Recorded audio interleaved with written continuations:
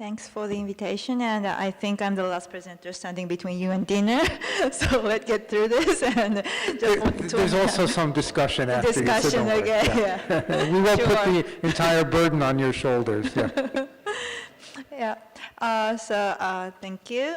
So my presentation title is AI, Robots, and Workplaces. Sorry for this broad topics, but I would like to talk bit about the case I've been doing in Japan, and I'd like to get some feedbacks from you.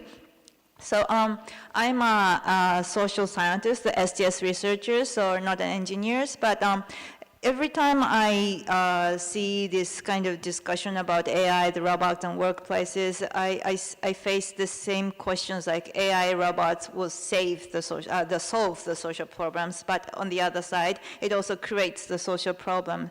So I think it is really interesting to see that the very opposite things came out, but it also clearly shows that we should think about what kind of society we would like to live in and how to design the society.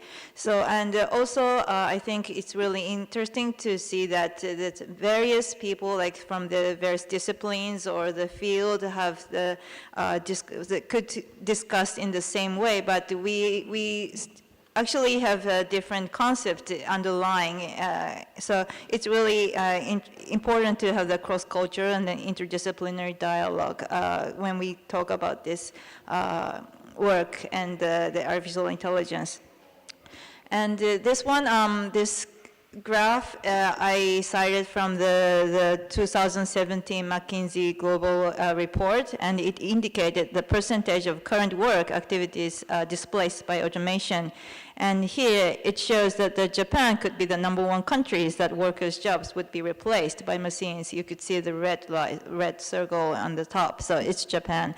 And this is based on the data, including not only like the statistics about the wages, but also like the market dynamics, the benefit of automation to the workers, and also the regulator and the social acceptance. So it's not only the statistical thing, but also it also includes the more economic or the social acceptance. However, work replacement is not so easy, as you can imagine. And I'm a social scientist. I prefer more complex things. So in this presentation, I would like to show the more kind of qualitative field research conducted with my research groups, especially focusing on the service robots and also some recent work I've done with my colleagues on the medical AI. Before going on to the cases, I would like to introduce the methodology, or like how we have done this kind of research. So as a STS researchers, one of my research is how to create this interdisciplinary research group. And I am doing the research with the collaboration with not only the engineers, but also the ethicist, anthropologist, the person from law, or the practitioner, and also more the sociology. So we started this kind of conversation since 2014, and we named the group the Acceptable Intelligence Responsibility. And if you go to the website, you could see what are our works. And one of the works we've done, and part of my presentation today I'm introducing, is part of this report which we conducted in 2018. It's a technology assessment report for the National Data Library. So we created this 130 pages report, and it's been released to the congressman. And this is a technology assessment report, and it's not about like a visionary report. So we have been talking about the artificial general intelligence, or whether the AI could have the conscious. So it's not about like the futuristic thing, but it's more explains the trends and research and technologies, and what kind of technology that recently we're adopting and we're using, and what kind of social dilemmas we are facing. So it's more like what we use the AI as a tool. And from this report, there's a lot of things we've discussed. So more than 20 people are in charge of this research group, and we would like to this time I would like to introduce the case from like hospitality. I think this is really interesting to show the uniqueness of the kind of Japanese culture and maybe make some kind of comparison between the Europeans or the other Chinese or the African or the other continent. And also, as I told you, I would like to add some kind of recent research conducted in medicine with the collaboration with the doctors. Oops, sorry. So this one is the report content, and if you're interested in the English version is on the website from this AIR website. So, considering about the future work, everyone says that there are concerns about whether our work should be replaced by the machines. However, many researchers are right now saying that it's not the work that is being replaced, but rather the tasks. And in short term, machines wouldn't take over entire jobs. So each of the experts has a lot to do, and some of their tasks has been replaced by the robots or the machines or the AIs, and some wouldn't be. So the question is, what kind of task we want to be replaced by the robots or the machines? And I think it's a place where the creativity is required. So for the example, I would like to show some case studies which we've conducted at the hotel industry. So we visited and interviewed the robot hotel called Henna Hotel. Henna means adjective in the Japanese, both it also means a strange or the change or the weird hotel. And the name suggests that they are eager to change working style. So they kind of introduces a lot of robot, and they're kind of doing the testing about what kind of technologies is useful to make it the hotel industry more essential or the reasonable or more entertainment. For example, the hotel introduces many robots. For example, you could see the reception robot or the porter robot, secretary robot, cleaning robot, and every kind of automation machines. Even the amenities could be supplied by like the vending machines. So interesting thing is that most things are replaced, most human work has been replaced to the robot, but as you can see, only the cleaning and the security is the kind of combination with the human beings and the robot. And there were many modifications on the robot, and one key factor is a reconstruction of each work. And every employee starts to reanalyze what they did and how they reconstruct their works. What we found interesting was the cleaning robot. For example, cleaning the guest rooms is considered human work due to the Japanese expression that beautiful as if one's hair cannot be falling out. So if you find a tiny bit of hair in the room, the Japanese would complain that this is not clean enough. So it's kind of like a cultural thing, but because they found out, the employees found out that the room should be cleaned by the human beings, they stopped using the cleaning robots. Firstly, they wanted to clean it by, not only the corridors, but also the guest rooms, so they made it a universal design guest rooms. However, they found out that wouldn't work for the Japanese guests, so they actually changed immediately that the corridors or the hallways could be cleaned by the robot, but the guest rooms should be cleaned by the part-time human beings. So therefore, like this kind of the combination is really interesting to see. So not all things could be immediately replaced by the robots according to the requirements by the guests or the managers and all other factors. And also the other interesting thing is that the storing the luggage. They said that the short and long objects can be stored by the machines, but the vulnerable and fragile luggage, it should be stored by the human workers, so they could earn trust by the guest. So it's not like so simple thing that every task should be replaced by the robots, but certainly there's some kind of needs to earn the trust or the responsibility that the human should do. And also, the other thing we found interesting is the trade-offs of replacing hospitality for workers' side.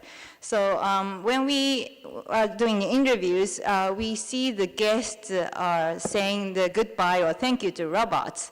And that's really interesting thing. So in one side, the employees are kind of free from the emotional labor. So they don't have to say thank you or the welcome to the guests. But on the other side, the gratitude are also shown to the robots and not to the human being. And in that sense, we have some kind of sense that in the future, maybe human has to deal only with the bad manner guests, like, people say like, who's the responsibility for this kind of messy thing or something? And the good guests will just say thank you to the robots, and it was nice staying here. So, it may have some kind of weirdness. What is the service the industry is offering? And when the newcomers come they wanted to have some kind of hospitality, and then they'll go to the backyard, and they wouldn't kind of meet with the nice guests. So, and also that's the employee side, but also we found an interesting thing for the customer side. So. When we go to the robot hotel or maybe like a machine-introduced hotel, it's more reasonable compared to the luxurious human. And also it might be entertaining because there's a lot of robot.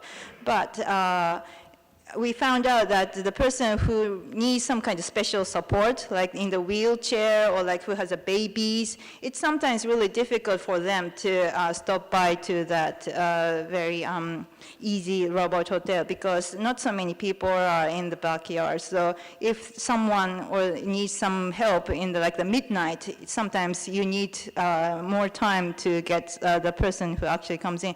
So that's another point that we should consider about when we are making this kind of robot hotel or the unmanned services. Oops. Yeah.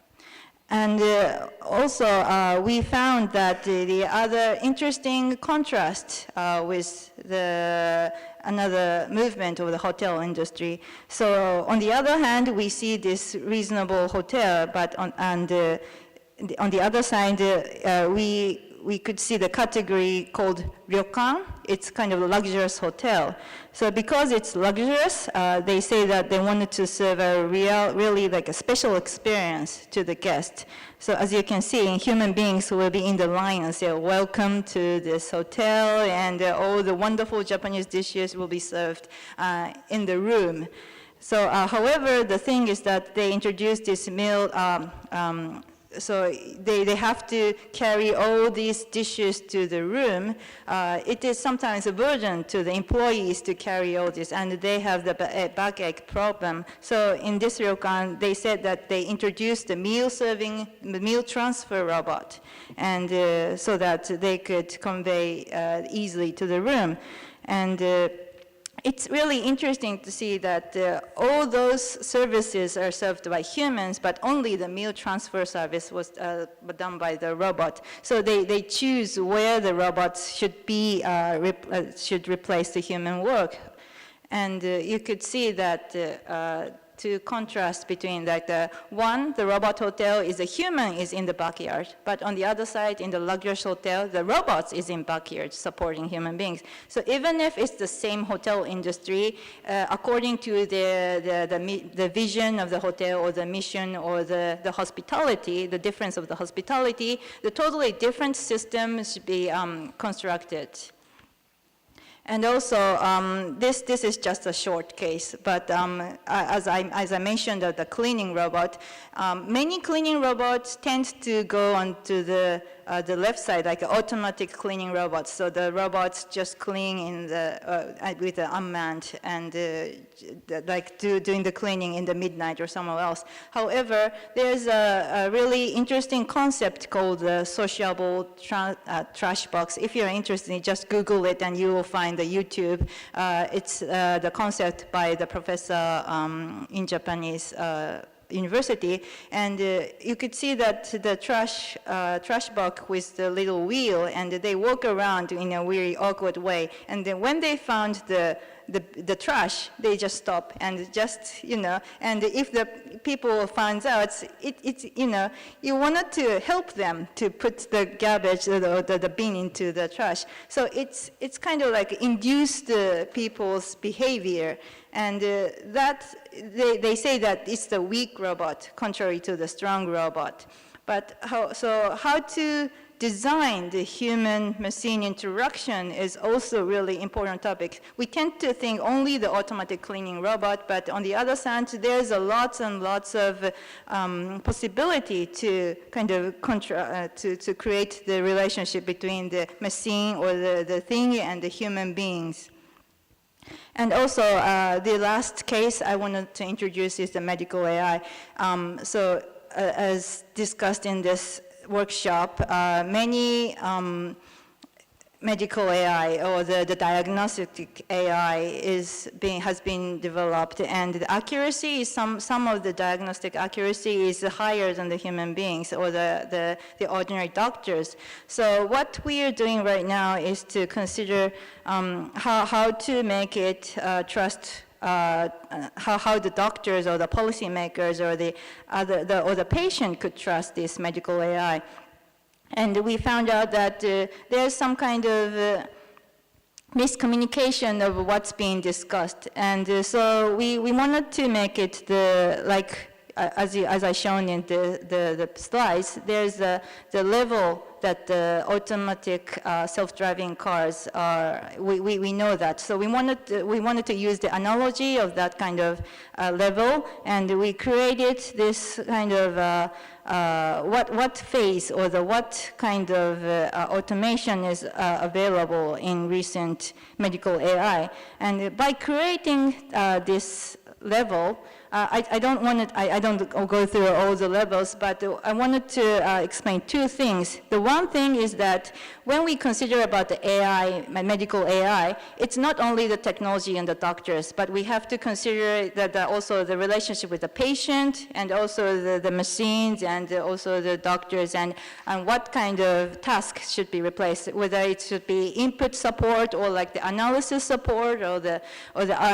output support. And also the other thing we found out very interesting is that the doctors hesitate to use the term level. So we use the self-automobile level 1, level 2, level 3, and that has the under kind of assumption that the level 2 is better than level 1, and level 5 is better than level 3. So we should go through all the level to the self-automated car. However, when we consider about the medical AI, sometimes just input assistant would be beneficial. And sometimes we shouldn't go to like the whole AI doctor, because we should have to consider about the responsibility and all the trust of this. So we modified it from the level to type. So in that sense, we could start discussion about whether we are talking about type A style medicine, medical AI, or type B type medical AI. So I think because we are working in an interdisciplinary group, it's really important to have this kind of common terminology or the background so that we could start discussion. And sometimes some doctors really wanted to promote this technology, but some doctors really hesitate. But in order to have this kind of common language or the common terminology, we can just start the discussion from the basic. And this is for the last remarks. I would like to show what I showed from the cases. So here I wrote that the relationship between human and the human machines are various. So for example, for the case from the hotel industry, we saw that the human in the backyard or the robot in backyard, or like from the medical AI, the various types of combination is available. Even we tend to say that only the medical AI in one word, but there's a variation. What should we have to think about the interaction between human and machines, and also the experts discussing with the stakeholders So we have to involve as many as stakeholders, and I think that's the place we have to consider, and what kind of the responsibility or what kind of ethical or the emotional or the environmental or the other issues, not only the technological thing, but all those things should be considered when we are introducing the robots in the workplace. And in order to do so, for example, like I'm also involved in this kind of ministry, the governmental initiative that we are creating the R&D principles or the utilization principle, and also the developer should consider about this kind of responsibility of what they're making or what they are using. And I think making this kind of contribution is also important. And also I'm in this society considering about the specialist responsibility. And that's all for my presentation. And this is just kind of gossip, but I don't know how to interpret this, but recently there's Android Kannon. It's a god of mercy introduced in the temple in Japan. And well, Japan is kind of very open to this kind of Android, and I don't think the priest is thinking that their work should be replaced by the robots. They just wanted to, invite as many people to the temple, but well, stay eye on the Japan.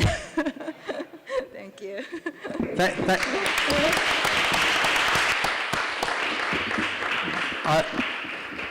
Soon the Catholics here will be confessing to robots. Anyway, your comments about hospitality and food delivery were a perfect segue to dinner. But first, we'll have questions or comments directed to your presentation, and then we can wrap up, take up some other questions that are pending from the earlier presentations.